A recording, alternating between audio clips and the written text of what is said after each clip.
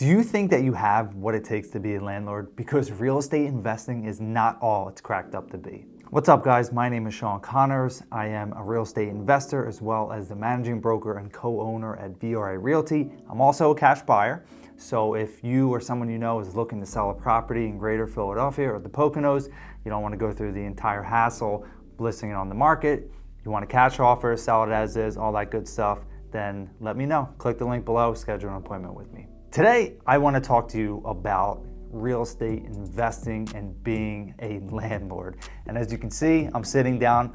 I don't normally sit down in my videos, but I wanted to get this message across and just come from the heart because I've been dealing with a lot of different shit with the properties that we own. And it always makes me go back to like, am I really meant to do this? Is this something that I really want to do? Is it all worth it? At the end of the day, is this all worth it? You know, because when it's great, it's great. But when things aren't going really well, it really sucks and it makes you question, why am I doing what I'm doing? Do I see the end result, right? Can I get through this moment of time? Because I know on the other end, wealth is there waiting for me, right? And that's what I wanted to talk to you about today because it's not always great. You know, the real estate market right now is extremely tough. But when it comes to real estate investing, it's different now. You know, the values have gone up tremendously, as well as the interest rates. So the properties that you're buying for more money and they're costing more to finance them. Generally, most people are financing. I know that a lot of people also just invest cash, but it's challenging. But more so than that, and that's not what I want to talk about the market and what's going on. I just wanted to talk about what it's like to actually be a landlord. You know, what is it actually like to own properties, deal with tenants, deal with guests on a consistent basis, you know?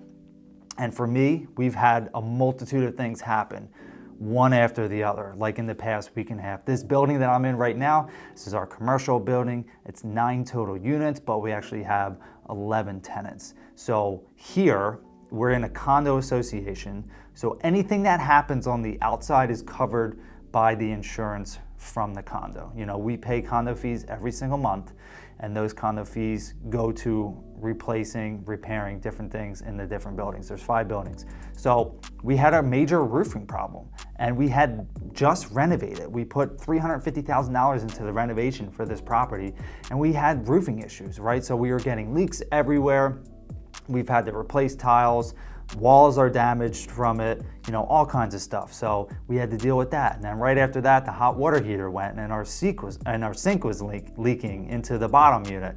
So that was just replaced this week, you know? So we put 350 grand and then a $100,000 roof, but again, we didn't have to pay for it, which is nice, but we just had to, now we're going through insurance, trying to recoup the money that we put into fixing the interior of the building, you know, and that's this building. And we have a couple properties up the Poconos. Our one property up the Poconos, the guest was saying that they were having issues with the water heater. It's tankless hot water, so it's supposed to be endless hot water all the time. And they were saying that it was cutting out. So we had to have someone up there. He cleaned the system out. I've never had a tankless. I didn't know the maintenance of it. He's like, yeah, you got to do it every year or so. And then he was looking around, the well tank is leaking.